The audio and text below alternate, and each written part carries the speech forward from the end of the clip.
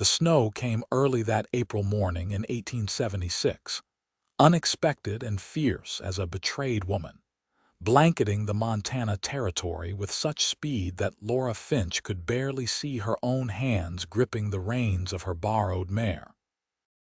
She had left Hecla just after dawn, intent on reaching the neighboring settlement before the clouds overhead made good on their threat, but nature had other plans entirely.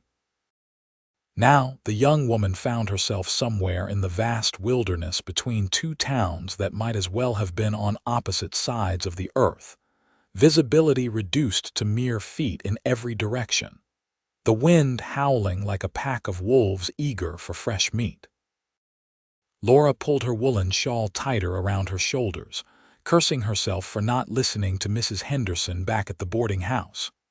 The older woman had warned her about spring storms in the mountains, how they could turn deadly in the span of a heartbeat, but Laura had been stubborn. Her sister Maggie was expecting her first child in Helena, and the telegram had said the baby was coming early. Family meant everything to Laura, especially after losing their parents to fever 3 years prior. She could not bear the thought of Maggie going through such a momentous occasion without her only sister present. The mare beneath her stumbled, and Laura felt her heart leap into her throat. If the horse went lame or worse, she would be completely stranded. She whispered soothing words to the animal, though her voice was nearly stolen by the wind before it left her lips.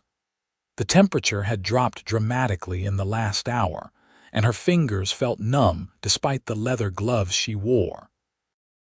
Ice crystals formed on her eyelashes with each blink, and she knew with growing dread that she needed to find shelter soon or risk freezing to death in this impossible storm.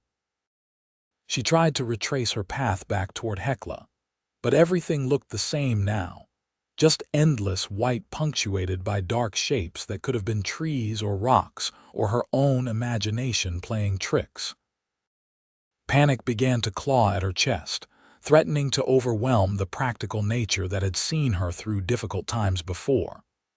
Laura took a deep breath, tasting snow and fear in equal measure, and forced herself to think clearly. There had been a cabin somewhere along this route. She remembered hearing about it from one of the miners who frequented the general store where she worked. An old trapper's place, abandoned or occupied depending on who was telling the story. The mare whinnied nervously, and Laura felt the animal shift beneath her with increasing agitation. She dismounted carefully, her legs stiff from the cold and the hours in the saddle. Leading the horse on foot seemed wiser than risking a fall, and perhaps moving would help keep her blood flowing. She pushed forward in what she hoped was a straight line, squinting against the driving snow that seemed determined to blind her completely. Time lost all meaning in the storm. Minutes or hours could have passed. Laura could not say for certain. Her feet felt like blocks of ice inside her boots, each step requiring conscious effort. She was beginning to entertain dark thoughts about lying down in the snow, just for a moment's rest, when the mare suddenly pulled against the reins, tossing her head and moving with renewed purpose toward something Laura could not yet see. Then, through the curtain of white, a solid shape emerged. Not the cabin she had hoped for, but an outcropping of rock that formed a natural overhang, providing at least some protection from the worst of the wind. Laura nearly wept with relief as she led the mare into this makeshift shelter. It was not much, barely enough room for both her and the horse, but it blocked the howling wind and gave her a chance to catch her breath and assess her situation. She fumbled with her saddlebag, pulling out the meager supplies she had packed for what should have been a simple day's journey. A bit of dried beef, some hardtack, a canteen that was thankfully not yet frozen solid. Nothing that would sustain her for more than a day or two at best. Laura forced herself to eat a small portion, knowing she needed to maintain her strength. though her appetite had fled along with any hope of reaching Helena anytime soon. As she sat huddled against the rock face with the mare pressed close beside her, Laura thought about the life she had built in Hecla over the past year. It was not much, just a small room at the boarding house and her job at the store, but it was honest work, and she had earned every penny through her own efforts. At 22 years old, she had learned to rely on herself after her parents passed, though there were times when the loneliness threatened to crush her spirit. Maggie had married and moved to Helena, leaving Laura to manage on her own, and while she did not begrudge her sister happiness, the separation had been difficult. Now she might never see Maggie again, might never meet her niece or nephew, might simply freeze to death in this God-forsaken wilderness, because she had been too stubborn to wait for better weather. The thought made her angry rather than sad, and she held onto that anger because it was warmer than despair. She would not give up so easily. When the storm broke, she would find her way to safety, would make it to Helena if it took her a week of walking. But the storm did not break. If anything, it intensified as the day wore on, the temperature continuing to drop until Laura could no longer feel her feet at all. She tried to keep moving in the small space, shifting position and flexing her fingers and toes, but exhaustion was beginning to win its inevitable battle. Her eyelids grew heavy despite her best efforts to remain alert, and she knew that falling asleep in such cold could be fatal. She never heard him approach. The storm masked all sound except its own fury. One moment she was alone with her horse, fighting to stay conscious, and the next a massive figure appeared at the opening of her shelter, so large and sudden that Laura's scream caught in her throat. The mare whinnied in alarm but did not bolt, which struck Laura as odd even through her fear-fogged mind. "Easy now," a deep voice rumbled, cutting through the wind with surprising clarity. "I am not here to harm you, miss. Saw your tracks before the snow covered them completely. Been following you for near about 2 hours." Laura blinked rapidly, trying to focus on the man who now crouched at the entrance to her little sanctuary. He was enormous, that much was immediately apparent, with shoulders so broad they nearly blocked out what little light penetrated the storm. Long, dark hair hung past his shoulders, partially obscured by a fur-lined hat, and a thick beard covered much of his face. What she could see of his features was weathered by sun and wind, lines etched deep around eyes that studied her with an intensity that should have frightened her, but somehow did not. "Who are you?" she managed to ask through chattering teeth. "Name is Gideon Foster," he replied, his voice gentle despite its natural roughness. "I live about 3 miles north of here, or I did until this morning when I happened to be in Hecla picking up supplies. Saw you leave town and figured someone ought to mention the storm coming in, but by the time I finished my business, you were already gone. Mrs. Henderson at the boarding house was beside herself with worry, so I set out after you." "You should not have risked yourself," Laura said, though relief flooded through her at the knowledge that someone had cared enough to follow, to search for her in such dangerous conditions. Gideon made a sound that might have been laughter or dismissal.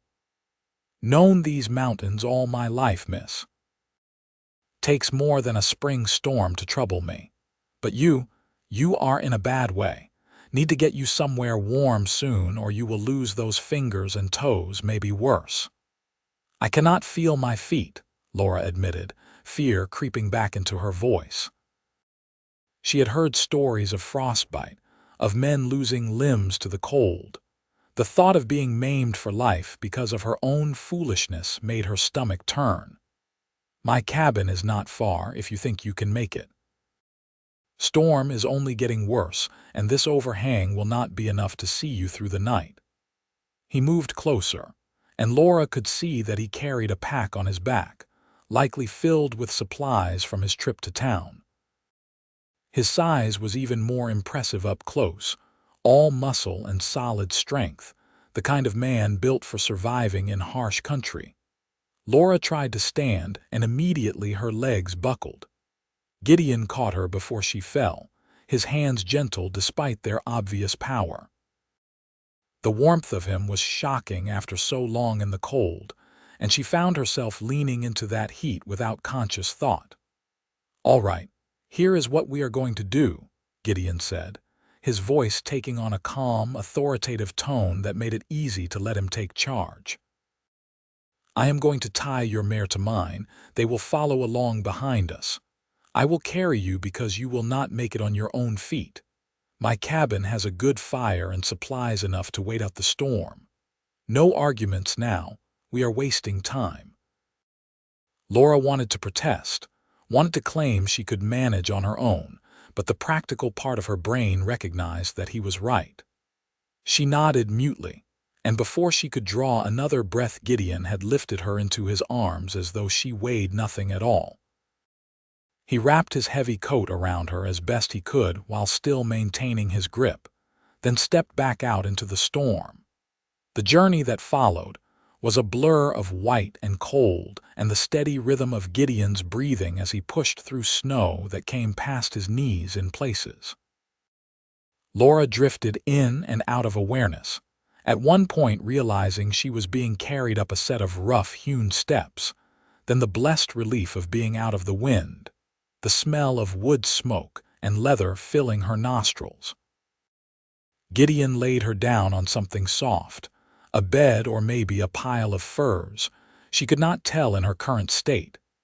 He worked quickly, removing her wet boots and gloves, chafing her cold hands between his warm ones. Laura whimpered at the pain as feeling began to return to her extremities, 1,000 needles stabbing into her flesh. "I know it hurts, but pain is good. Means you have not frozen beyond help," Gideon said, continuing his ministrations. He wrapped her feet in warm blankets, then piled more on top of her until she felt cocooned in heat. The fire in the hearth crackled merrily, already beginning to chase the worst of the chill from her bones. As warmth returned, so did her ability to observe her surroundings. The cabin was small but well maintained, a single room with a bed in one corner, a rough table and chairs near the hearth, shelves lined with supplies and equipment for surviving in the wilderness. Furs and hides hung on the walls, and various tools hung from pegs driven into the exposed beams. It was a masculine space, practical and unadorned, but it felt safe in a way that surprised her. Gideon had moved to tend to the horses, she realized, hearing him moving around outside despite the continuing storm. He was gone for perhaps 20 minutes before he ducked back through the door, bringing a gust of frigid air with him that made the fire dance wildly. He shut the heavy door firmly and dropped a wooden bar across it, sealing them inside against the elements. "Horses are in the lean-to, sheltered and fed," he reported, shaking snow from his hair and coat. "Storm shows no sign of letting up. We will be here at least through tomorrow, maybe longer depending." "I need to get to Helena," Laura said, trying to sit up despite the weight of the blankets. "My sister, she is having a baby and I promised I would be there." Gideon turned to look at her, his dark eyes sympathetic but firm. "You are not going anywhere until this storm passes and you have recovered your strength. Another day out in that cold and you would have died, miss. Your sister would rather have you alive and late than dead on time, I reckon." The truth of his words settled over Laura like another blanket, this one far less comforting. She nodded slowly, accepting what she could not change. "Thank you for coming after me. I was foolish to leave town with the weather looking like it did." "Foolish maybe, but brave too. Takes courage to set out alone, even if the timing was poor." Gideon moved to the hearth and began preparing something in a pot, adding water from a bucket and what looked like dried meat and vegetables. "You need hot food in you. Been out in the cold too long without proper sustenance. Laura watched him work, struck by the economy of his movements despite his size. He clearly knew his way around a kitchen, such as it was, and within a short time the cabin was filled with the savory smell of stew simmering over the fire. Her stomach growled loudly, reminding her that she had eaten very little since breakfast. "I am Laura Finch," she said, realizing they had not been properly introduced. "I work at the general store in Hecla." "I know," Gideon replied, surprising her. "Seen you there a few times when I come down for supplies. You are always kind to folks, patient with the children. Good quality in a person." The thought that he had noticed her before today sent an odd flutter through Laura's chest. She had certainly never noticed him, though in her defense Gideon Foster did not strike her as the type of man who sought attention. He seemed more comfortable in the shadows, watching rather than being watched. "How long have you lived up here?" she asked, curious about this man who had saved her life. "Near about 5 years now. Came west after the war, looking for someplace quiet to settle. Trap mostly, some hunting, sell the furs and meet in town when I have enough to make the trip worthwhile." He stirred the stew, then ladled some into a wooden bowl and brought it to her. "Careful, it is hot." Laura accepted the bowl gratefully, the warmth of it in her hands almost as welcome as the food itself. She ate slowly, savoring each bite, feeling strength returning with every swallow. Gideon served himself and sat at the table, giving her space while still remaining close enough to help if needed. "Were you in the war?" Laura asked, then immediately wished she could take the question back. Many men did not like to speak of those years, the memories too painful to revisit.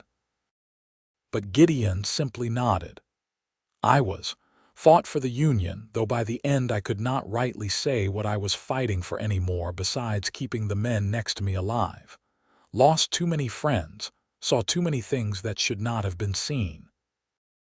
He paused, staring into his stew as though it held answers to unasked questions.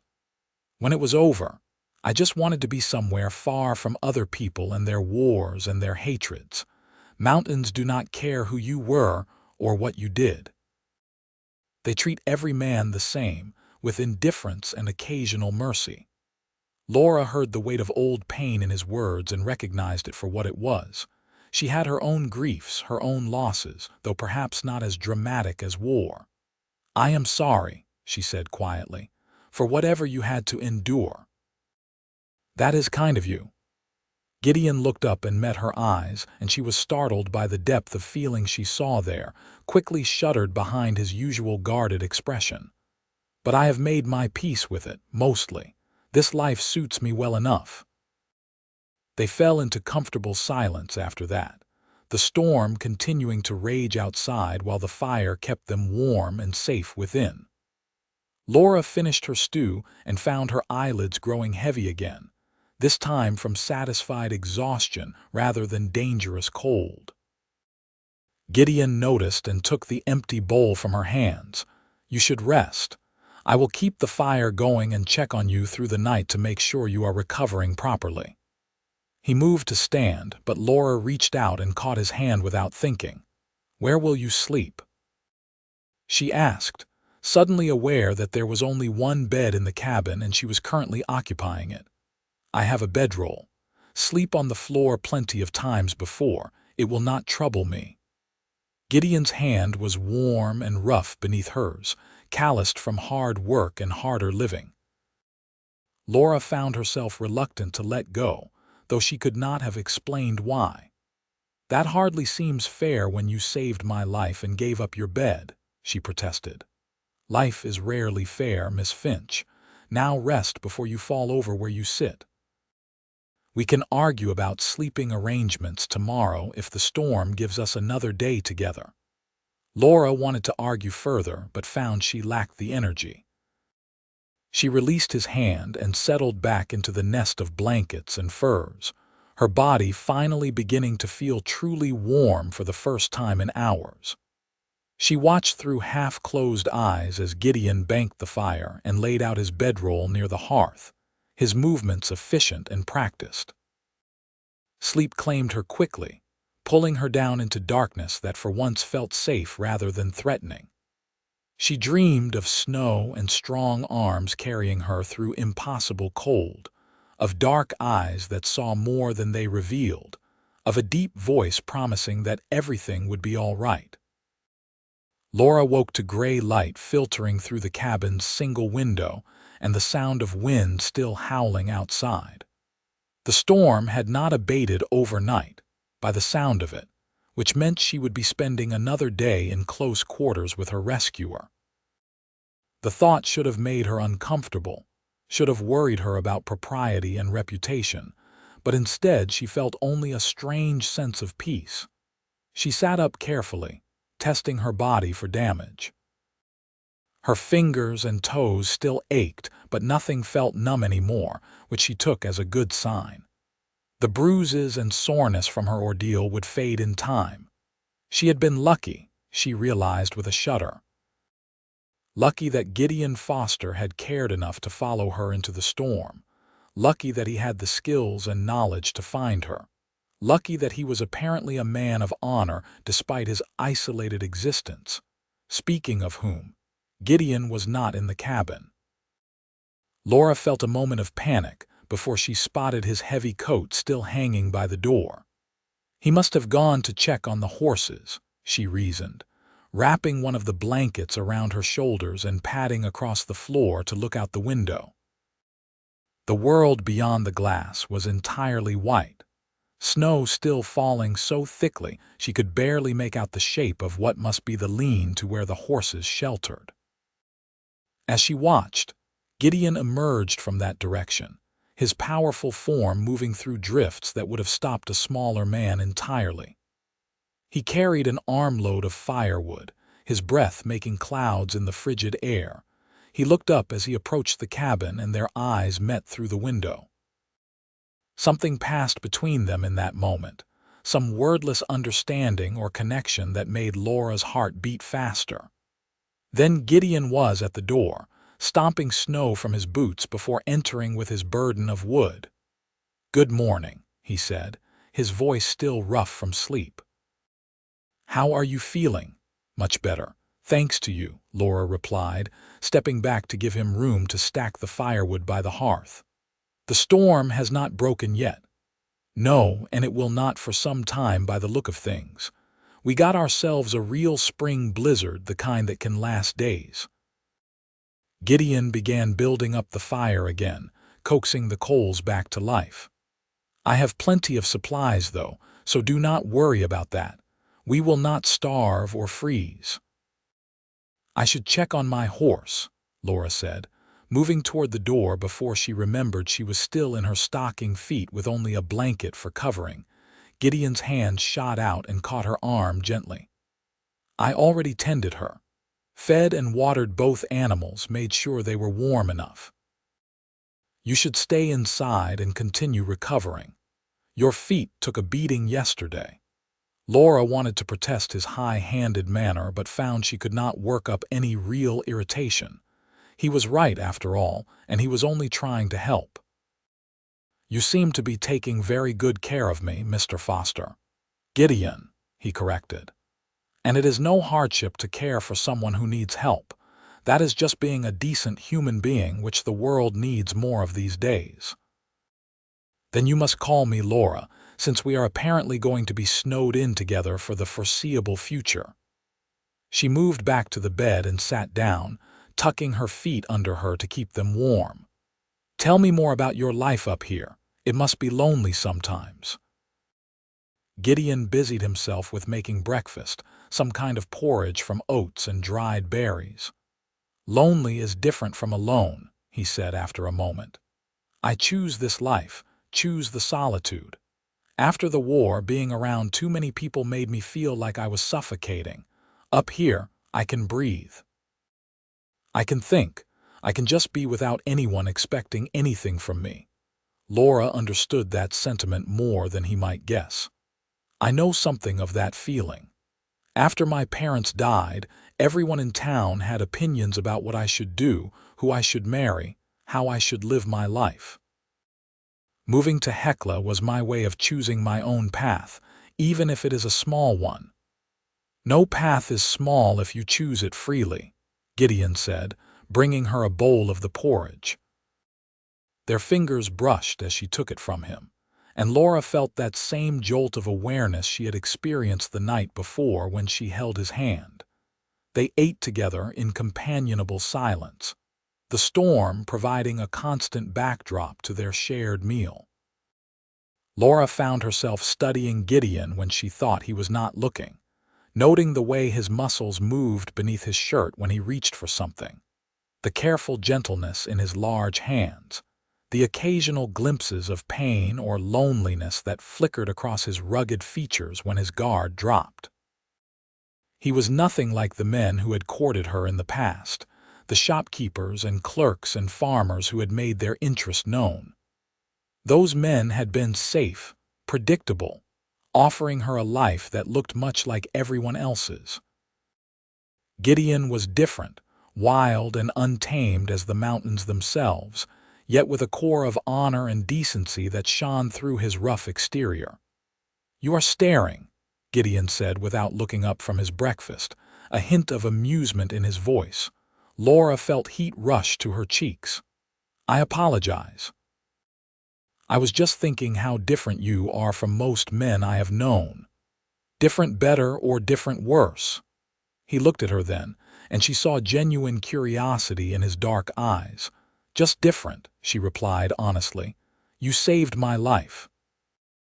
I suppose I am trying to understand who you are beyond that single act of heroism." "I am not a hero, Laura. I am just a man who lives in these mountains and happened to be in the right place at the right time." Gideon set his empty bowl aside and leaned back in his chair, studying her as frankly as she had been studying him. "But if you want to know me, ask your questions. We have time to kill and talking passes the hours well enough." So Laura asked, and Gideon answered. She learned he had grown up in Ohio, the youngest of 4 brothers, all of whom had fought in the war. He was the only one who came home. She learned he was 30 years old, had never married though he had been engaged once before the war. The girl had not waited for him, had married another while he was away fighting, and he did not blame her for it. She learned he could read and write, unusual for a man of his station, because his mother had been a schoolteacher and insisted all her sons be educated. In turn, Laura told him about her own life, about growing up in Missouri with her parents and older sister, about the fever that had taken her mother and father within days of each other, about the loneliness of being young and on her own in a world that did not always value independent women. She told him about Maggie and her husband Thomas, about the joy she felt at becoming an aunt even as she worried about making it to Helena in time for the birth. The day passed quickly despite the confinement. They talked and fell silent and talked again, sharing stories and opinions and small pieces of themselves with an ease that surprised them both. Gideon proved to have a dry sense of humor that made Laura laugh, and she found that his rare smiles transformed his stern features into something almost beautiful. As evening approached and Gideon prepared their supper, Laura found herself helping despite his protests. She sliced vegetables while he worked on preparing some venison from his stores, their movements coordinating naturally in the small space. It felt domestic, comfortable, like something they had done together 100 times before rather than for the first time. "You are good at this," Gideon observed, watching her efficient work with the knife. "I have been taking care of myself for 3 years now. A woman learns to be capable when she has no choice." Laura finished with the vegetables and began adding them to the pot while Gideon seared the meat. "Though I confess my cooking is merely adequate. My mother was the one with true talent in the kitchen. Well, everything tastes better when you are warm and safe from a storm, so I doubt either of us will complain." Gideon added the meat to the pot and adjusted it over the fire. "Should be ready in an hour or so." They settled in to wait, Laura returning to the bed while Gideon took his usual seat at the table. The light outside was fading rapidly, and he lit a lantern against the growing darkness. The glow painted the cabin in warm tones, made it feel even more like a sanctuary against the wild elements beyond the walls. "Can I ask you something?" Laura said into the comfortable quiet. "You have been asking me things all day," Gideon replied with a hint of amusement. "Why stop now?" "This is more personal." Laura hesitated, not sure how to voice the question that had been building in her mind all day. "You said you choose to live alone, that you prefer it, but do you ever wish for something different, for companionship or family or someone to share this life with?" Gideon was quiet for a long moment, staring into the fire. When he finally spoke, his voice was low and thoughtful. "I used to think I wanted those things before the war, dreamed about coming home, marrying my girl, raising a family. But war changes a man, shows him things about himself and the world that cannot be unseen.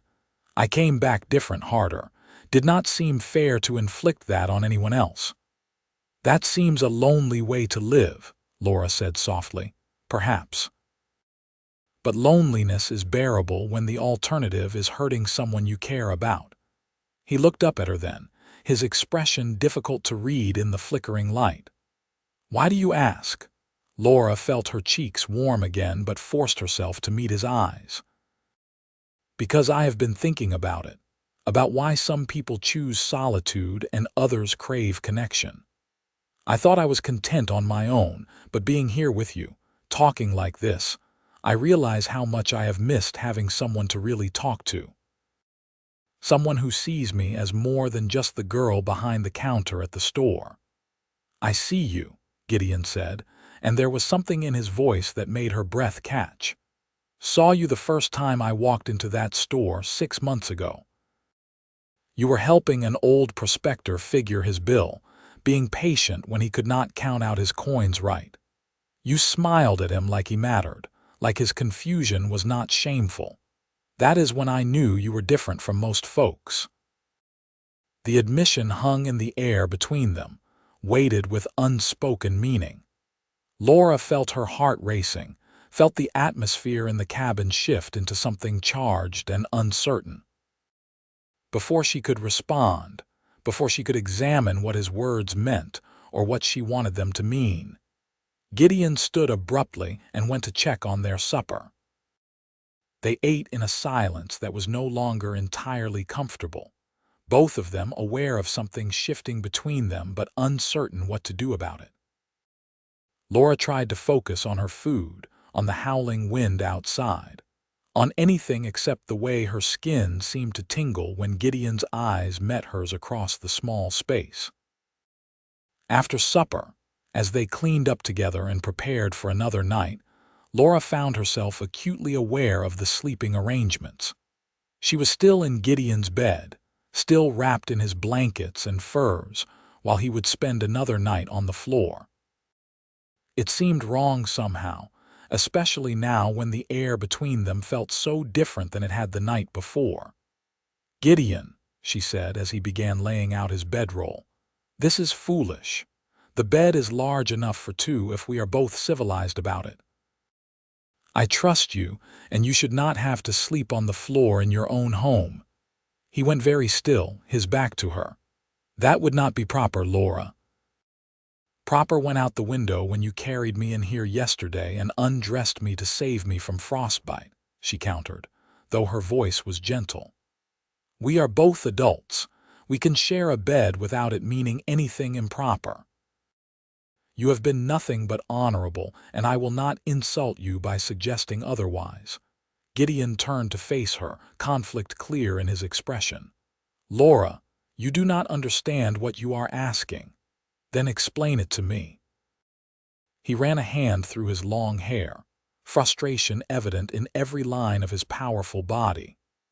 "You are a beautiful woman, brave and kind and everything good in this world.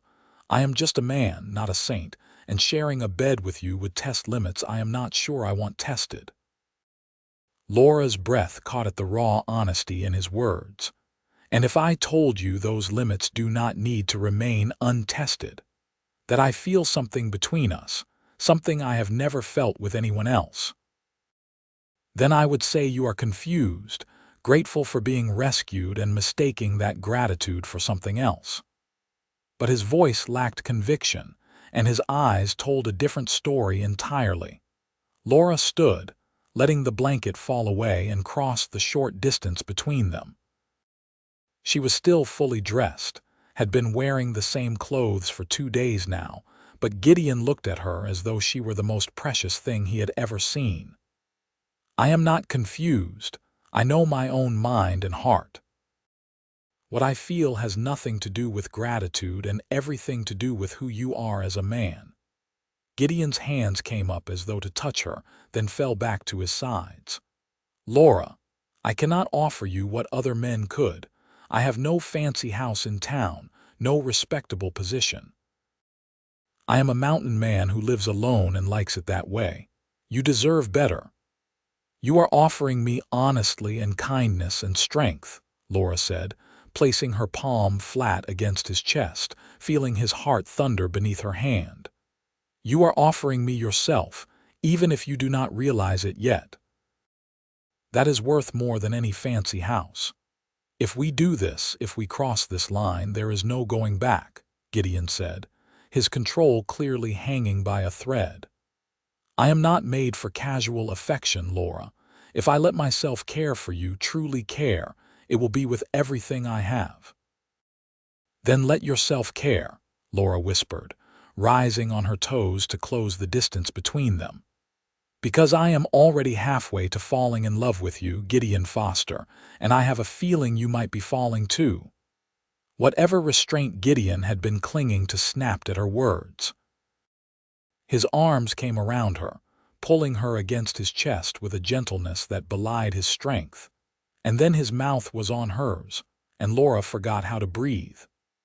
The kiss was everything she had never known she wanted, tender and passionate and full of promises neither of them could yet speak aloud. When they finally broke apart, both breathing hard, Gideon rested his forehead against hers. "God help me, you are right. I have been falling since I first saw you, maybe before I even knew your name. I tried to tell myself it was foolish, that you would never look twice at someone like me, but I could not stop hoping." "Then stop fighting it," Laura said, her hands tangling in his long hair. "Stop fighting what we both feel. Life is too short and too uncertain to waste time denying happiness when it is right in front of us. I am no good at words, Laura. I have lived alone too long, forgotten how to be with another person. I will make mistakes, probably many of them. Then we will make mistakes together and learn as we go." She kissed him again, softer this time, a promise rather than a question. "I do not need perfection, Gideon. I just need you." That night they did share the bed, though nothing improper occurred beyond more kisses and whispered confessions. They lay tangled together, fully clothed, learning the shape and feel of each other, talking until the fire burned low and sleep claimed them both. Laura had never felt safer or more content than she did wrapped in Gideon's powerful arms, his breath stirring her hair, his heartbeat steady beneath her ear. The storm finally broke 2 days later, the clouds parting to reveal a sky so blue it almost hurt to look at. The world outside the cabin was transformed into a landscape of pristine white, beautiful and deadly in equal measure. Gideon went out first to assess the conditions, then returned to help Laura prepare for the journey back to Hecla. "We will take it slow," he said, helping her into her coat, which he had dried by the fire. "Snow is deep, but my horse can handle it if we do not push too hard. Your mare can follow without a rider to slow her down." Laura nodded, though part of her was reluctant to leave this cabin and return to the real world. Here, snowed in with Gideon, Nothing else had mattered except the two of them and what they felt.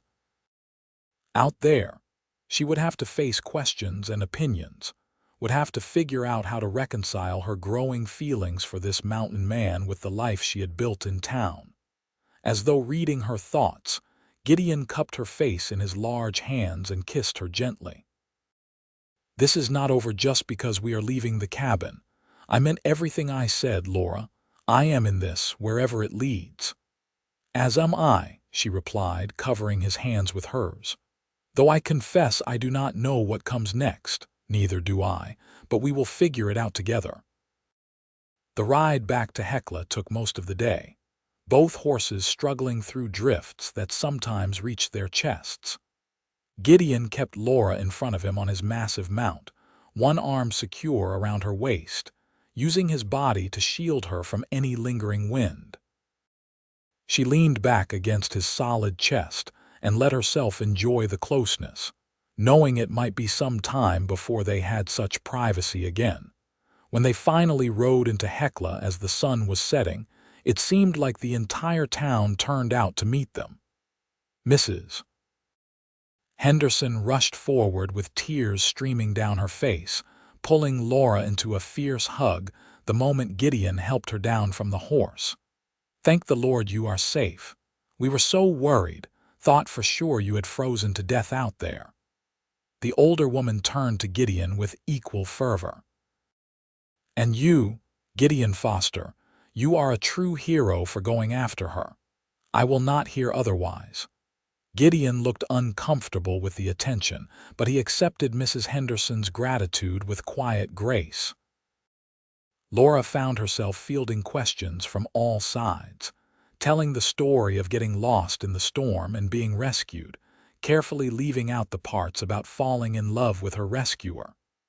Some things were too new and precious to share with everyone just yet. The sheriff, a grizzled man named Carter, approached Gideon and clasped his hand firmly. "Good work tracking her in that storm. Not many men could have done it." "Just happened to see her leave town before it hit," Gideon replied, deflecting the praise. "Anyone else would have done the same." "But anyone else did not," Laura interjected, her voice firm. "You saved my life, Gideon. Please do not diminish that." Their eyes met and held, and Laura saw something warm and pleased flicker in his expression before he ducked his head. Mrs. Henderson noticed the exchange and gave Laura a knowing look that suggested she had seen more than Laura intended to reveal. As the crowd began to disperse, going about their evening business now that the excitement was over, Gideon prepared to leave. He had already been away from his cabin for 3 days, longer than he usually spent in town, and Laura knew he was eager to return to his solitude. Except she hoped it was not exactly solitude he wanted anymore. "When will I see you again?" she asked quietly, standing close to him while he checked his horse's gear. "I will come down in a few days, bring some furs to sell. Maybe we could have supper together if you are willing." Gideon's voice was low, meant only for her ears. "I would like that very much." Laura glanced around to make sure no one was watching, then quickly rose on her toes to kiss his cheek. "Thank you, Gideon, for everything." His hand came up to cup the back of her head briefly, a gesture that managed to be both tender and possessive. "Take care of yourself, Laura Finch. I will see you soon." Then he was mounting his horse and riding out of town, leading Laura's borrowed mare behind him since it belonged to a ranch in the direction of his cabin. She watched until he disappeared into the gathering darkness, already counting the hours until she would see him again. Mrs. Henderson appeared at her elbow, making Laura jump. "That is quite a man," the older woman said casually. "Known Gideon Foster for 5 years now, and I have never seen him look at anyone the way he looks at you." Laura felt her cheeks warm. "I do not know what you mean." "Of course you do not, dear.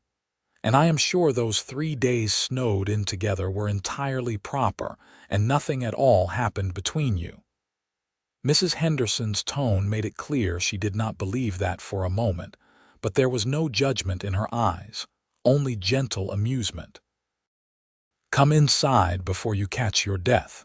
You can tell me all about your ordeal over hot tea." Over the following weeks, Gideon made good on his promise to visit regularly. He came to town every few days with some excuse or another, furs to sell or supplies to buy, but everyone knew he was really there to see Laura. They would have supper together at the boarding house, Mrs. Henderson acting as a very permissive chaperone, or take walks through town when the weather permitted. Laura learned more about the man behind the quiet exterior with each visit. She learned that he was patient and thoughtful, that he noticed small details others missed, that he had a deep appreciation for beauty whether it was in nature or in a well-made tool. She learned that he was generous with those in need, often trading his furs for less than they were worth if he knew someone was struggling. That children adored him because he always had time to answer their curious questions. And Gideon learned about Laura in turn. He learned that she was stronger than she looked, that adversity had forged her into someone resilient and resourceful. He learned that she had a quick wit and a kind heart, that she gave freely of herself to help others but rarely asked for help in return. He learned that she sang while she worked, off-key but joyful, and that she read every book she could get her hands on, hungry for knowledge and new ideas. They fell deeper in love with each passing day, though neither spoke the words aloud yet. There was too much uncertainty, too many questions about how their relationship could work when they lived such different lives. Laura had her job at the store and her room at the boarding house. Gideon had his cabin in the mountains and his solitary way of living. Finding common ground seemed impossible some days. The turning point came in late May, nearly 2 months after the storm that had brought them together. Laura received a letter from her sister Maggie, full of news about the baby and apologies for taking so long to write. The birth had been difficult, Maggie admitted, and she had needed weeks to recover before she felt strong enough to pen a letter. But mother and baby boy were healthy now, and Maggie desperately wanted to see her sister. Laura held the letter and felt torn in 2 directions. She still longed to meet her nephew, to embrace her sister and celebrate the new life that had entered their family. But leaving Hecla meant leaving Gideon, and the thought of being separated from him, even temporarily, made her heart ache. She was pondering this dilemma while working at the store when Gideon walked in, earlier than his usual visit time. One look at her face and he was crossing to her side, concern evident in every line of his body. "What is wrong?" he asked, keeping his voice low since there were other customers browsing. Laura handed him the letter wordlessly. He read it quickly, then looked at her with understanding in his dark eyes. "You should go to Helena. Family is important." "I know, but I do not want to leave you," Laura admitted, not caring if anyone overheard. "These past 2 months have been the happiest of my life, Gideon. The thought of being apart from you, even for a few weeks, is almost unbearable." "Then do not go alone," Gideon said simply. "I could use a trip to Helena myself. Never been to that part of Montana. We could travel together, you could spend time with your sister, and I could explore the area while you visit." Hope bloomed in Laura's chest. "You would do that. Come with me just so we would not have to be apart." "I would do considerably more than that for you, Laura Finch." Gideon reached out and tucked a stray strand of hair behind her ear, a gesture he had done 100 times now but which still made her shiver. "Besides, it is time I met your sister. If we are going to keep courting, she should know what manner of man has set his sights on you." "Keep courting," Laura repeated, her smile growing. "Does that mean you have intentions, Mr. Foster? Serious intentions, Miss Finch, the most serious kind?" He glanced around the store, then lowered his voice further. "I love you, Laura. Been wanting to say it for weeks but never found the right moment. but life is too short for cowardice, and I cannot let another day pass without you knowing how I feel." Laura felt tears prick her eyes, the good kind that came from overwhelming happiness. "I love you too, Gideon, so much it frightens me sometimes. Do not be frightened. Whatever comes, we will face it together." He squeezed her hand briefly, all the public affection propriety would allow. "Now, when should we leave for Helena?" They departed Hecla 2 days later, traveling together on horseback with supplies for the journey. The trip to Helena would take the better part of a week, but Laura found she did not mind the long days in the saddle. It meant time alone with Gideon, sleeping under the stars at night, talking by firelight about everything and nothing. On the third night out, as they lay side by side watching the sky, Gideon asked the question that had clearly been weighing on his mind. "What happens after Helena? Do you go back to Hecla and your job at the store? Do we keep meeting in town for supervised suppers and carefully proper walks? I need to know what you want, Laura, because I cannot keep courting you like this indefinitely." Laura turned on her side to face him, propping herself up on one elbow. "What are you asking me, Gideon? I am asking if you would consider marrying me, coming to live in the mountains, sharing my life such as it is." He met her eyes steadily despite the vulnerability in his voice. "I know it is not an easy life. It can be hard and lonely, especially in winter. You would be giving up a lot, your job and friends in town, the comforts of civilization. But I swear I would spend every day trying to make you happy, trying to be the man you deserve." "You already are the man I deserve," Laura said, her voice thick with emotion. "And yes, Gideon Foster, I will marry you. I would rather have a hard life with you than an easy one with anyone else." Relief and joy transformed his face, making him look younger, less burdened by the weight he usually carried. He pulled her into his arms and kissed her deeply, pouring everything he felt into that single gesture. When they finally broke apart, both breathing hard, he rested his forehead against hers. "I do not have a ring," he confessed. "Never thought to buy one, did not plan to propose out here under the stars like some romantic fool. I do not need a ring, I just need you." Laura kissed him again, softer this time. "Though I confess I would not object to being married sooner rather than later. Mrs.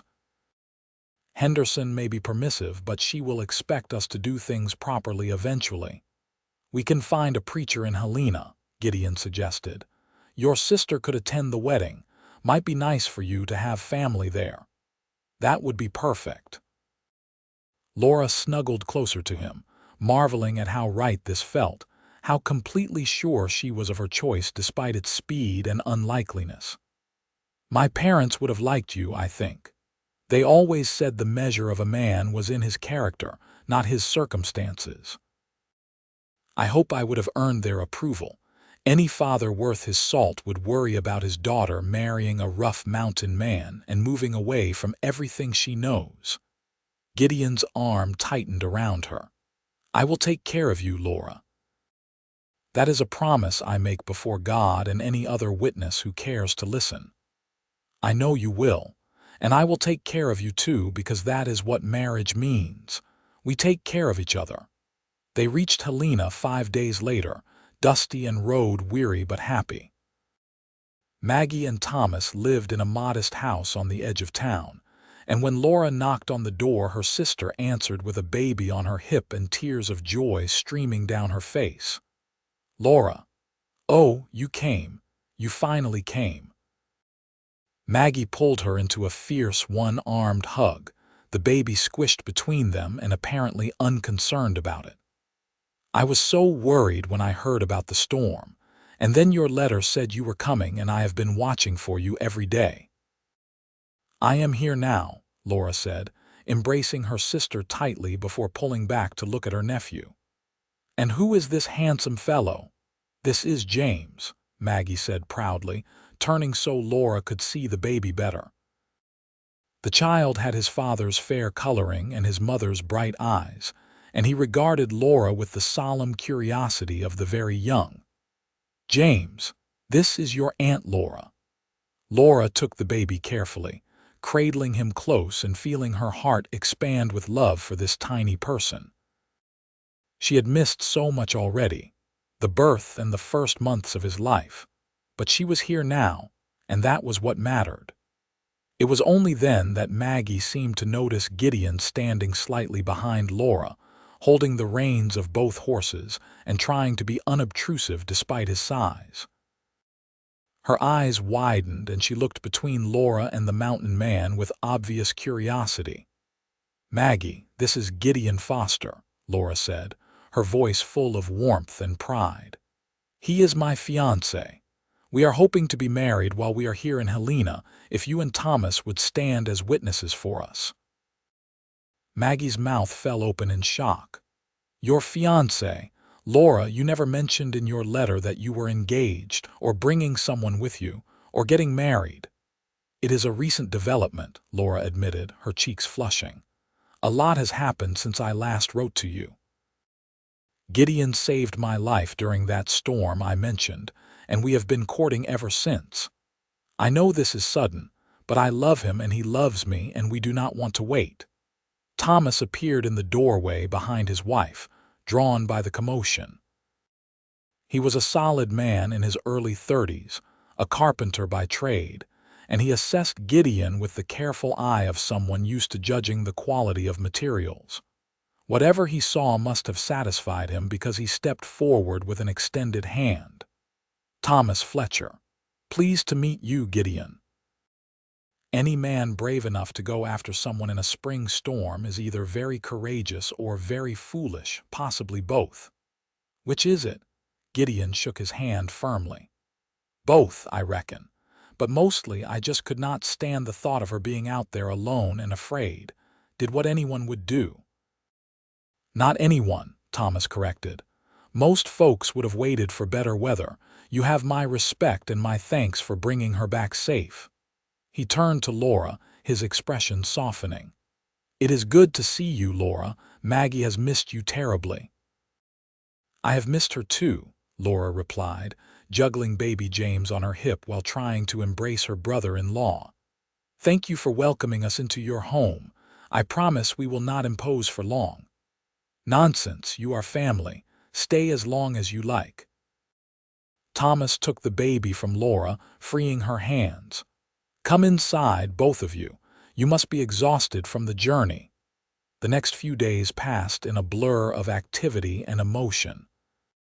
Laura spent hours with Maggie, catching up on everything that had happened in the years since they had last been together. She learned about the difficult pregnancy and frightening birth, about Thomas's growing carpentry business, about the challenges and joys of new motherhood. In turn, she told Maggie about her life in Hecla, about getting lost in the storm, about falling impossibly in love with a mountain man who had risked everything to save her. Maggie was initially skeptical, worried that Laura was rushing into marriage out of gratitude or some misplaced sense of obligation. But after watching Laura and Gideon together for even a short time, seeing the way they looked at each other and moved around each other with easy familiarity, her concerns melted away. "He adores you," Maggie said one evening while they were preparing supper together, the men outside talking and the baby napping. "I can see it in every gesture, every glance, and you positively glow when he is near. I have never seen you so happy, Laura." "I have never been so happy," Laura confirmed, smiling as she peeled potatoes. "I know it seems sudden and perhaps even foolish to outsiders, but Gideon is everything I never knew I wanted in a husband. He is strong and kind and honest, and he sees me for who I truly am, not who society thinks I should be." "Then I will stop worrying and simply be happy for you," Maggie said, reaching over to squeeze her sister's hand.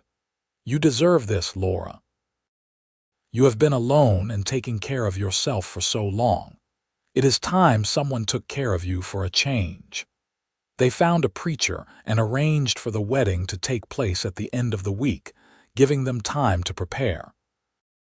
Laura had no fancy dress, but Maggie altered one of her own gowns to fit, taking it in at the waist and letting down the hem. It was simple blue cotton, nothing special, but Laura felt beautiful in it because she would be wearing it when she married the man she loved. Gideon spent the time before the wedding working with Thomas, helping with carpentry projects and making himself useful around the house. The two men developed an easy friendship, and Laura was grateful that her soon-to-be husband and her brother-in-law got along so well. It mattered to her that Gideon be accepted by her small family, that he have connections beyond just her. The wedding took place on a sunny Saturday morning in the small church at the center of Helena. Besides Maggie and Thomas, a few of their friends attended, and the preacher's wife served as an additional witness. Laura walked down the short aisle alone, having no father to give her away, but she did not feel the lack. Her eyes were on Gideon, standing at the front of the church in his best clothes, freshly shaved and with his long hair tied back, looking both uncomfortable in the formal setting and utterly devoted to the woman approaching him. When she reached his side and took his offered hand, Laura felt everything else fall away. The preacher's words became a distant hum, meaningful only for the vows they prompted. Gideon spoke his promises clearly, his deep voice steady and sure, pledging to love and honor her all the days of his life. Laura repeated her own vows with equal conviction, binding herself to this man, this life, this future they would build together. They had no rings to exchange, but Gideon had fashioned two simple bands from a silver coin, hammering them smooth and etching them with their initials. He slipped one onto Laura's finger with such tender care that she felt tears prick her eyes, and she did the same for him, claiming him as hers before God and these witnesses. When the preacher pronounced them husband and wife, Gideon pulled Laura into his arms and kissed her with a passion that made Maggie giggle and Thomas clear his throat meaningfully. But Laura did not care about propriety anymore. She was married to the man she loved, and nothing else mattered in that perfect moment. They celebrated with a small dinner at Maggie and Thomas's home, toasting with elderberry wine and eating a cake Maggie had made for the occasion. It was simple and lovely, exactly right for the two people at the center of it. As the evening drew to a close, Laura found herself growing nervous about what came next, the wedding night that would finally make their union complete. Gideon must have sensed her tension because he took her hand and led her outside into the warm evening air. "We do not have to rush anything," he said quietly, pulling her into his arms. "I know traditions say we should consummate the marriage tonight, but I am in no hurry. We have the rest of our lives, Laura. I do not want you nervous or afraid." "I am not afraid," Laura replied, and was surprised to realize it was true. "Maybe a little nervous, but mostly I am just ready to truly be your wife in every way, to start our life together properly. Are you certain?" Gideon searched her face, clearly wanting to be sure she was comfortable with this next step. "I am certain." Laura rose on her toes and kissed him softly. "Take me home, husband. Not to your cabin yet, but to wherever we are spending tonight, and let us begin our marriage as we mean to continue." Gideon had arranged for them to stay at a small hotel in Helena for their wedding night, giving them privacy away from Maggie and Thomas. He carried Laura over the threshold of their room despite her laughing protests, then set her gently on her feet and cupped her face in his large hands. "I love you," he said simply. "More than I thought it possible to love another person. You have brought light back into my life, Laura Foster, and I will spend every remaining day trying to be worthy of that gift."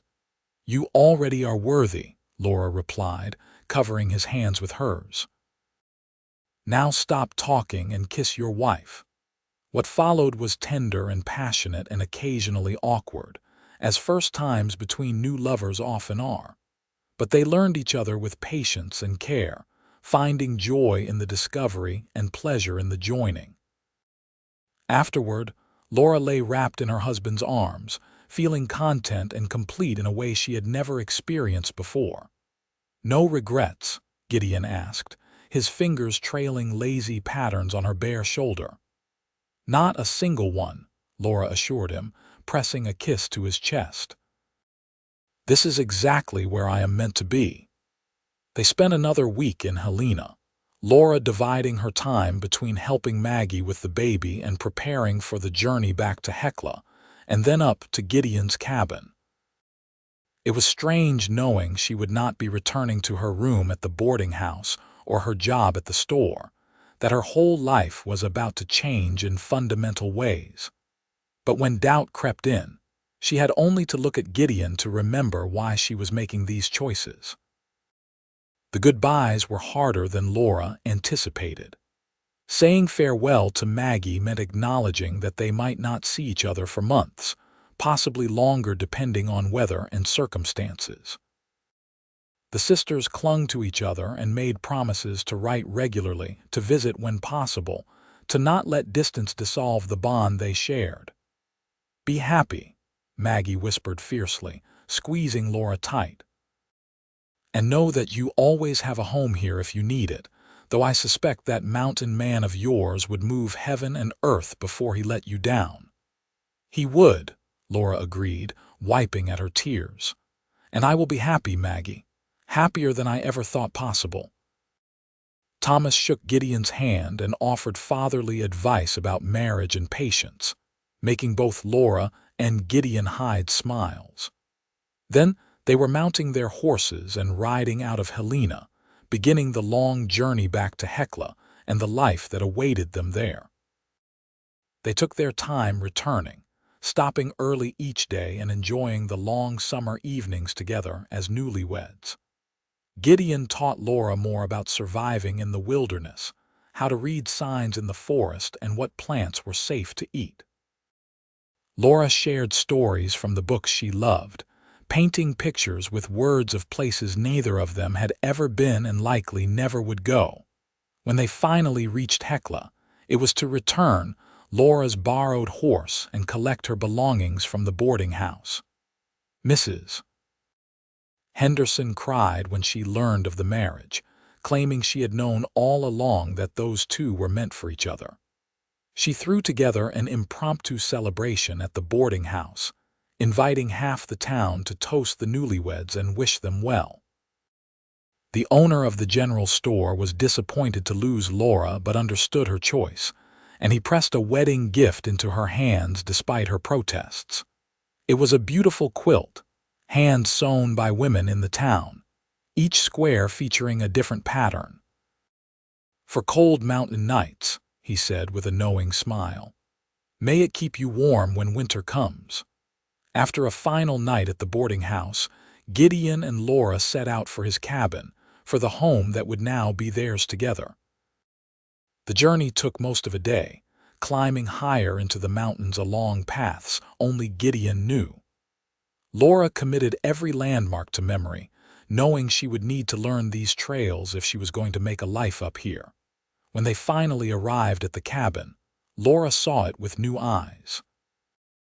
This was not just a temporary shelter anymore but her home, the place where she would build a life with her husband. It looked small and rough after the houses in town, but it was solid and well-maintained, proof of Gideon's skill and dedication. "Welcome home, Mrs. Foster," Gideon said, dismounting and helping her down from her horse. "It is not much, but it is ours now." Laura looked at the cabin, at the mountains rising all around, at the man standing beside her with such hope and love in his eyes. She thought about the journey that had brought her here, getting lost in a storm and being found by this remarkable man. She thought about the choices she had made and the future stretching out before them, uncertain but full of promise. "It is perfect," she said, taking Gideon's hand and squeezing tight. "Absolutely perfect. And for a while it truly was perfect. They settled into married life with an ease that surprised them both. Gideon showed Laura everything about managing life in the mountains, from preserving food for winter to maintaining the cabin to handling his traps and hunting. Laura proved to be a quick study, her practical nature serving her well in this new environment. She learned to shoot, to track, to read the sky for coming weather changes. She learned which herbs grew in the high country and how to use them for medicine and cooking. In turn, Laura brought softness to Gideon's rough existence. She made the cabin feel like a home, adding small touches of comfort and beauty where before there had been only function. She sang while she worked, filling the space with music it had never known. She read aloud in the evenings, sharing stories from her small collection of books, and Gideon discovered he loved nothing more than listening to her voice while she sat curled beside the fire. They worked side by side during the day and came together at night, learning each other's bodies and hearts with growing intimacy. Gideon proved to be a thoughtful and passionate lover, attentive to Laura's needs and desires.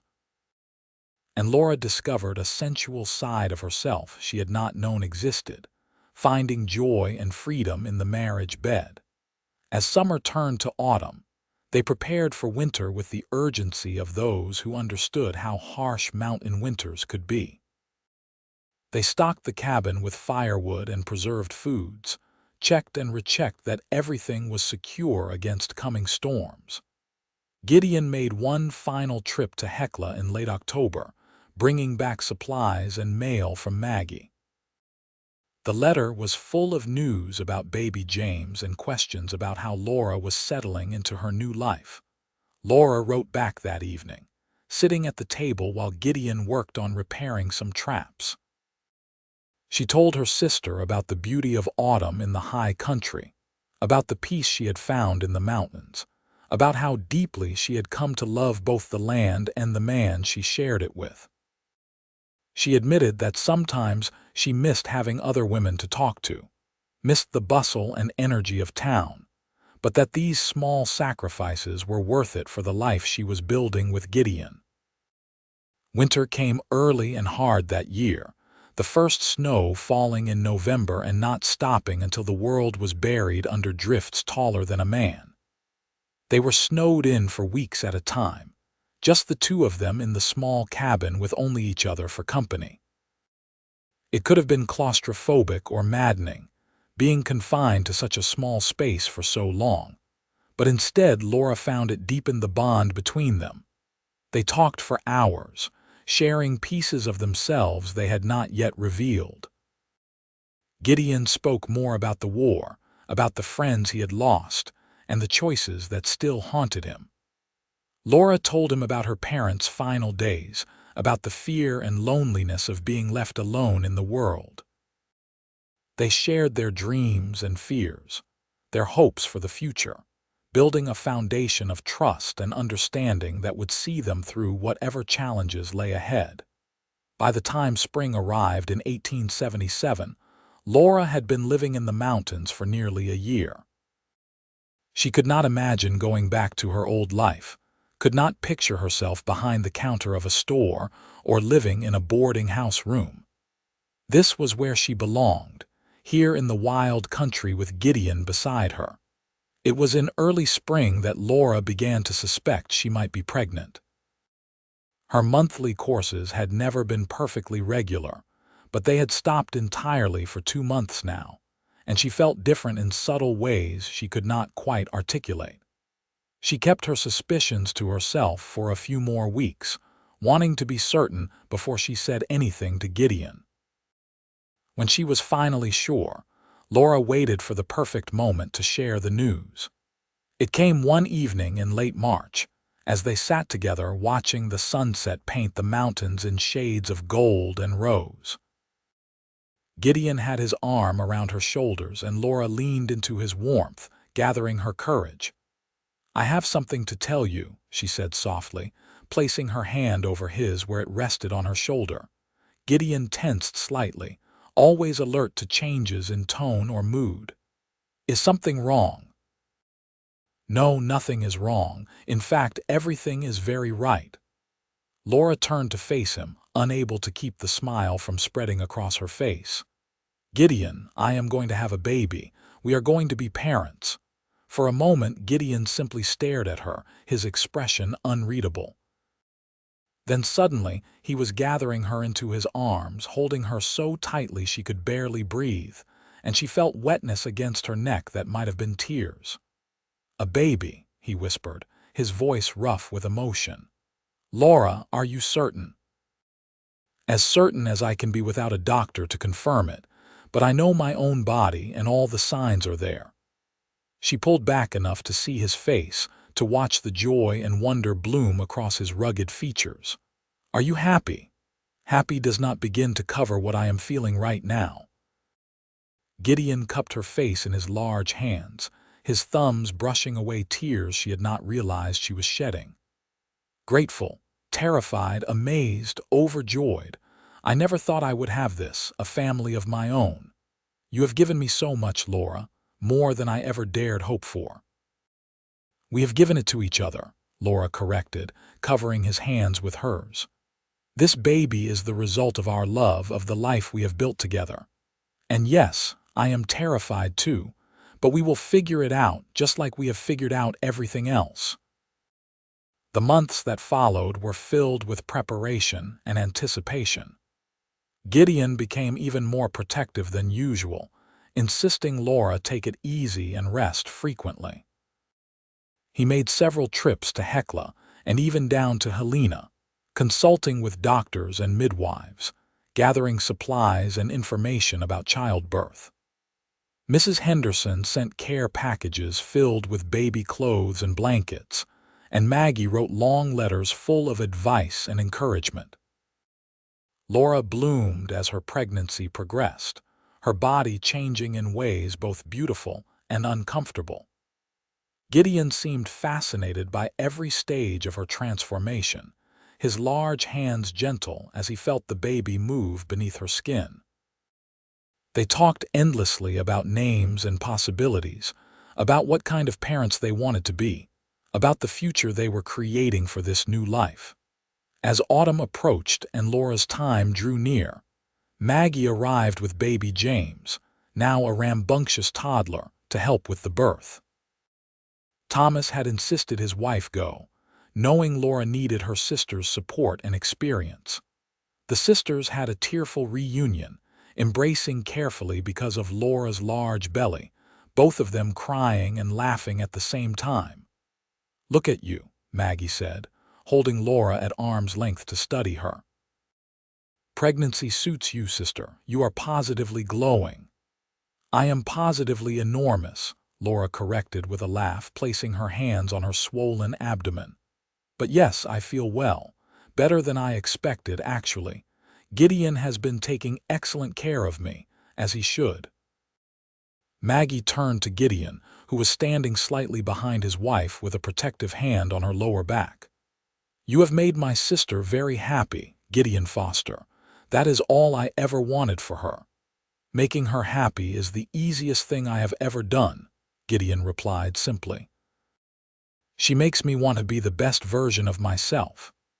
The baby came 2 weeks later, on a cool October night, very much like the night Laura and Gideon had first confessed their love. Laura labored for nearly 12 hours, Maggie and Gideon taking turns supporting her, offering encouragement and comfort through the waves of pain. When the baby finally arrived just after dawn, it was to a chorus of relieved laughter and happy tears. A boy, Maggie announced, placing the squalling infant on Laura's chest.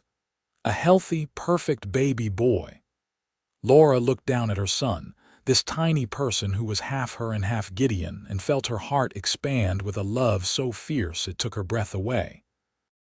He had a shock of dark hair like his father and lungs that proved he was healthy and strong, perfect in every way. Gideon knelt beside the bed, his large hand covering the baby's tiny back, tears streaming unashamedly down his weathered face. He is beautiful, Laura. Thank you. Thank you for this gift, for this life. Welcome to the world, little one, Laura whispered, kissing her son's downy head. We are going to take such good care of you. They named him Daniel Gideon Foster, Daniel after Laura's father and Gideon for his own. Danny for short, Maggie declared, refusing to call such a tiny baby by a formal name. The boy proved to be good-natured from the start, crying only when hungry or wet, sleeping well and growing faster than seemed possible. Maggie stayed for a month, helping Laura adjust to motherhood and ensuring both mother and baby were healthy and thriving. When she finally had to return to Helena and her own family, the parting was bittersweet. The sisters had grown even closer during this time together, bonding over the shared experience of motherhood. Come visit in the spring, Maggie urged as she prepared to leave. Bring Gideon and Danny to Helena for a proper visit. James needs to know his cousin, and I need to see you more than once a year. We will come, Laura promised. As soon as the weather is warm enough to travel safely with a baby. You have my word. Left alone again, the three of them, Laura and Gideon settled into the rhythm of life with an infant. The nights were long and often sleepless, but neither of them minded. They would take turns walking the floor with Danny when he was fussy, or lie together in bed with the baby between them, marveling at this tiny person they had created. As winter set in again, they were well prepared this time. The cabin was stocked with everything they needed, and Danny thrived despite the harsh weather outside. Gideon proved to be a devoted father, utterly besotted with his son. Laura would often find him talking to the baby while he worked, explaining what he was doing and why, as though Danny could understand every word. You know he cannot understand you yet, Laura teased one day, watching Gideon show Danny how to repair a snowshoe. Maybe not the words, but he can understand the tone, and someday he will be old enough to need to know these things, so I might as well start teaching him now. Gideon looked up with a grin. Besides, I like talking to him. He is a good listener, never interrupts or offers unwanted advice. Laura laughed and went back to her mending, content in a way she had never imagined possible. This life was not easy, would never be easy, but it was rich in the things that truly mattered. Love and family, honest work and simple joys, the satisfaction of surviving by one's own skill and effort. The years that followed were full of both challenges and triumphs. Danny grew into a bright, curious child, happiest when he was outside helping his father or exploring the woods under careful supervision. Laura and Gideon made good on their promise to visit Helena regularly, and Maggie's family came to the mountains a few times as well, though Thomas struggled more with the isolation and rugged conditions than his wife did. When Danny was 3, Laura gave birth to a daughter they named Sarah Marie, Marie after Gideon's mother who had passed years before. Sarah was as different from her brother as night from day, quiet and thoughtful where Danny was boisterous and energetic. She had Laura's coloring and her father's solemn eyes, and she looked at the world with an intensity that suggested she was taking careful note of everything around her. 2 years after Sarah came another boy, Michael Thomas, named for Gideon's oldest brother who had died in the war. Michael was the easiest of the 3, content to observe his siblings' antics with good-natured amusement, rarely fussing or demanding attention.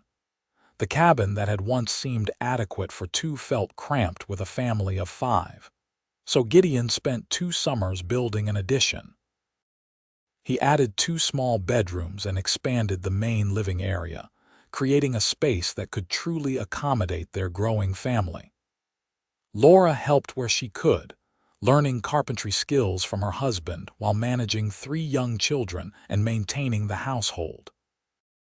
Life was busy and often exhausting, but Laura would not have traded it for anything. She had found her place in the world, had built a family and a life that fulfilled her in ways she had never expected. When she thought back to the young woman who had gotten lost in a storm all those years ago, she barely recognized that version of herself. By the time Danny was 10, Sarah 7, and Michael 5, they had established a comfortable rhythm to their lives. The children helped with chores appropriate to their ages, learning the skills they would need to survive in the mountains. Danny proved to have his father's natural aptitude for tracking and hunting, while Sarah showed interest in the medicinal plants Laura had learned to identify and use.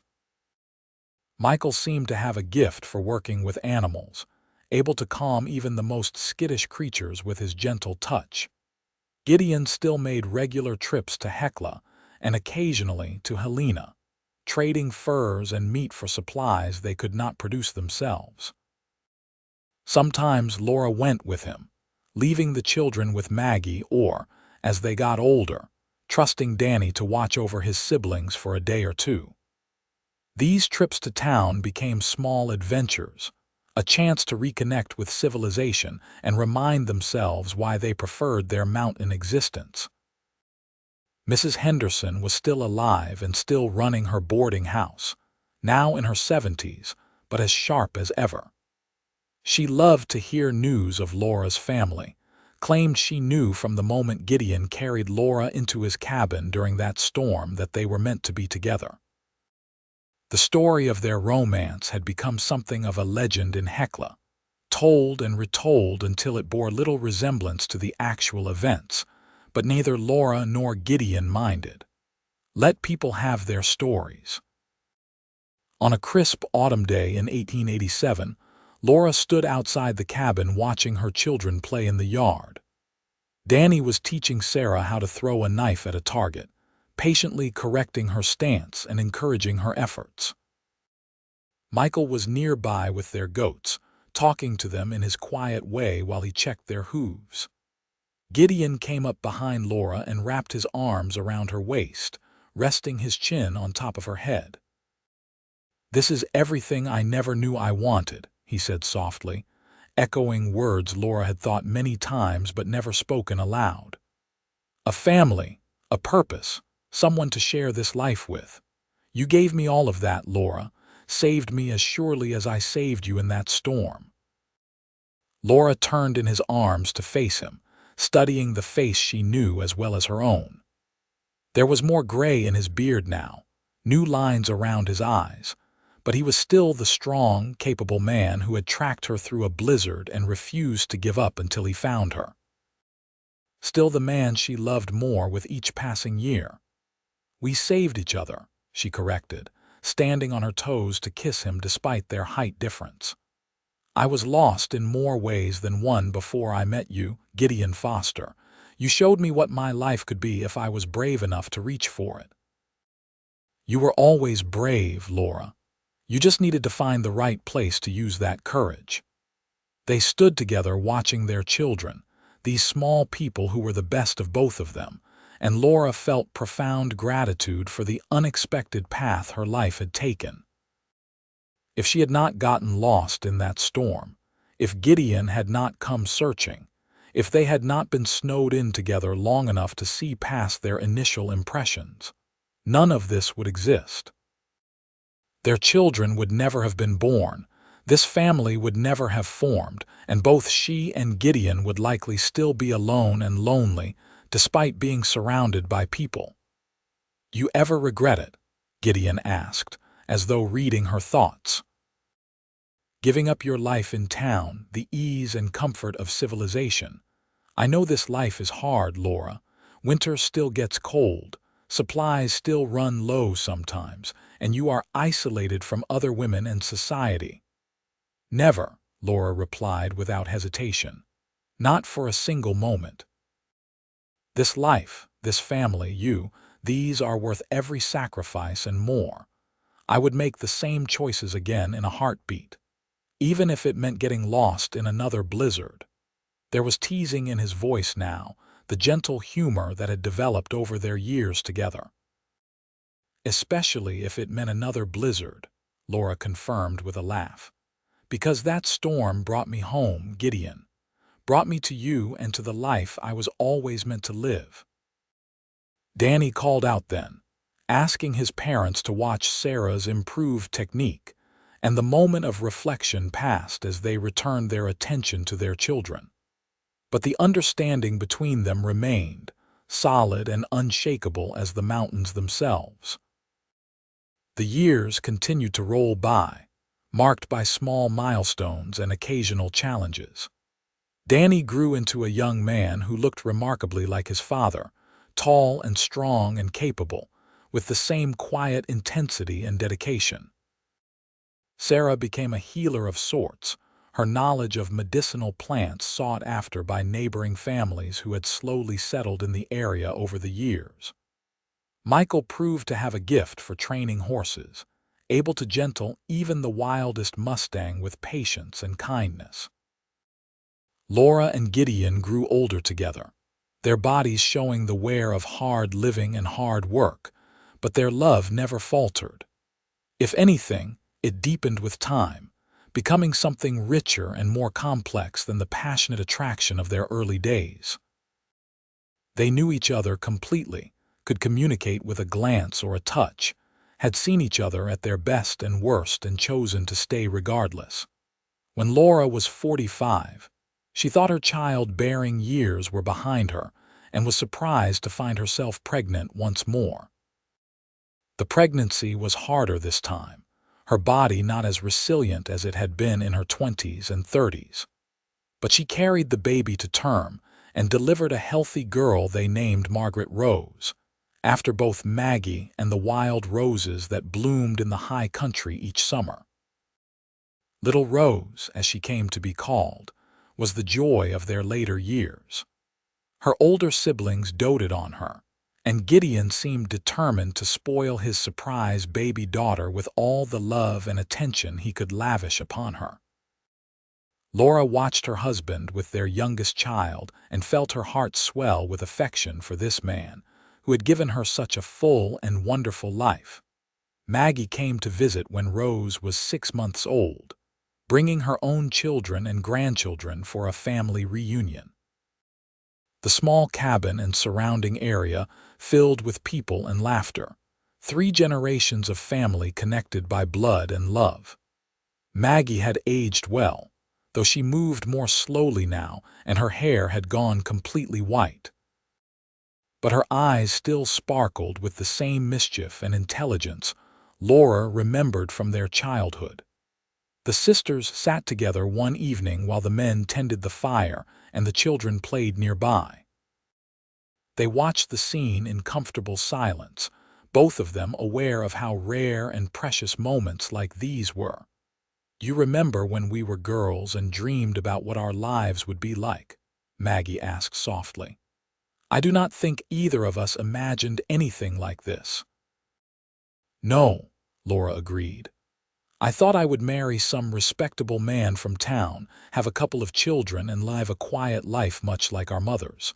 Never thought I would end up in the mountains married to a man who tracked me through a blizzard. But you are happy, truly happy." There was genuine curiosity in Maggie's voice, not judgment or concern. "Truly, deeply happy," Laura confirmed. "More than I have words to express. My life might look strange or even difficult to outsiders, but it is exactly right for me. Gideon is exactly right for me. Good.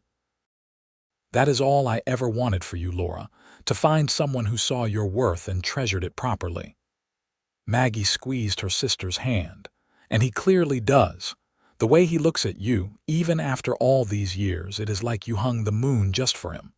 Laura laughed softly. "The feeling is entirely mutual, I assure you." As the reunion drew to a close and family members prepared to return to their various homes, Laura found herself reflecting on the journey that had brought her to this moment. So much had happened since that April morning when she rode out of Hecla into a spring storm. So many memories had been made, so many experiences shared, so much love given and received. Standing with Gideon that final evening, Watching the sun set behind the mountains they had made their home, Laura felt complete. Their 4 children were healthy and happy, building their own lives while remaining connected to the family. Maggie and her family were well. The cabin and land they had worked so hard to maintain stood strong against whatever nature threw at it. "What are you thinking about?" Gideon asked, his arm around her shoulders in the familiar gesture she had come to associate with home and safety. "Everything and nothing," Laura replied. "The past and the future. How lucky we are, how blessed." "I think about that often," Gideon admitted, "about how easily we might have missed each other entirely. If I had not gone to town that particular day, if I had not noticed you leaving, if I had decided the storm was too dangerous to follow you, any number of small choices could have changed everything. But they did not. You came after me. You refused to give up even when anyone else would have.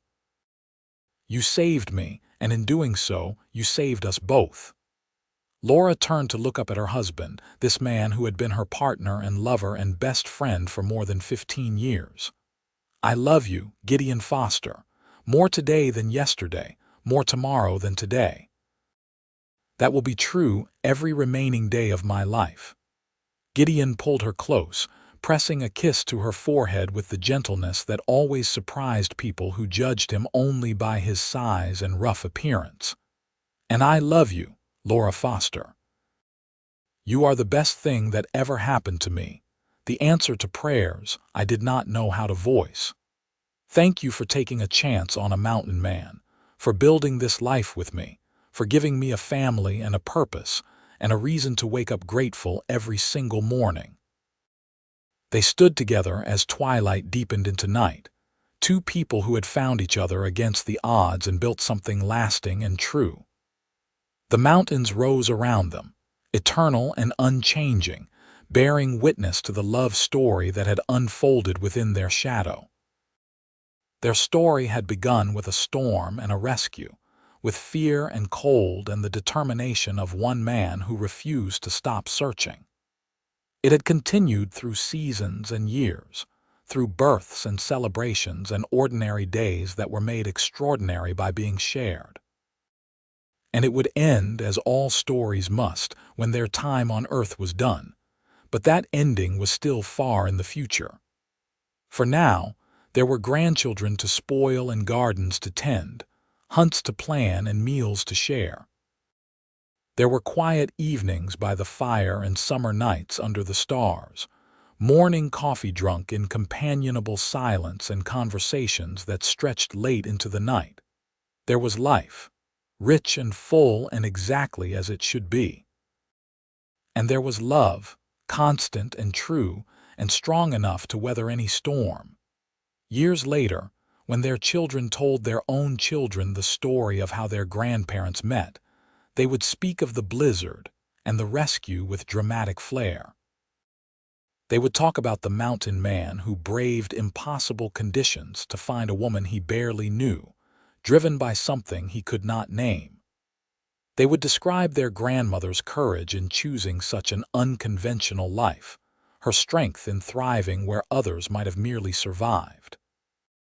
But the heart of the story, the truth that Gideon and Laura themselves understood, was simpler than all of that. It was about 2 lonely people who found each other at exactly the right moment, who recognized something essential in one another, who chose to build a life together despite all the obstacles and uncertainties. It was about refusing to give up, about persistence in the face of impossible odds, about believing that finding someone was worth any hardship. It was about love, in all its messy, complicated, beautiful reality. And in the end, that was the only story that mattered. Everything else was just details, embellishments added by time and retelling. The core remained the same, solid and true as the mountains themselves. A man tracked a woman through a spring storm. She was lost, but he never stopped searching. And when he found her, they both discovered they had been looking for each other all along, even before they knew the other existed. That was their beginning, and everything that followed was simply the fulfillment of that initial promise. Two lives intertwined, becoming something greater than either could have achieved alone. Together they were complete, whole, exactly as they were meant to be. And they lived out their days in the mountains they loved, surrounded by family, sustained by their love for each other, grateful for the storm that had brought them together and the choices that had kept them that way. When their time finally came and they passed from this world into whatever lay beyond, it was with the satisfaction of lives well lived and love well given. Their children thrived, and their children's children after them, carrying forward the legacy of courage and devotion, of choosing love over ease, of building something meaningful through dedication and hard work. The story was told and retold through generations, changing in details but never in essence, because some stories are too powerful to be forgotten, too important to fade with time. The story of the mountain man who tracked a woman through a spring storm, who refused to give up until he found her, who loved her every day after with the same determination and devotion he showed in that search, was one of those stories. It was a story about never giving up, about love being worth any sacrifice, about two people who were meant to find each other no matter what obstacles stood in their way. It was their story, and it was perfect in all its imperfect reality, beautiful in its simple truth. And that truth endured, generation after generation, a testament to what can happen when someone refuses to stop searching, when faith meets action, when love conquers all the very real and difficult challenges that life presents. In the end, that is what mattered most. Not the storm or the rescue, but what came after. The life built together, the family raised, the love that grew deeper with every passing year. That was the real story, the one worth telling, the legacy that would outlive them both. And it all began with a simple choice, made in the midst of a spring blizzard, to keep searching until what was lost had been found.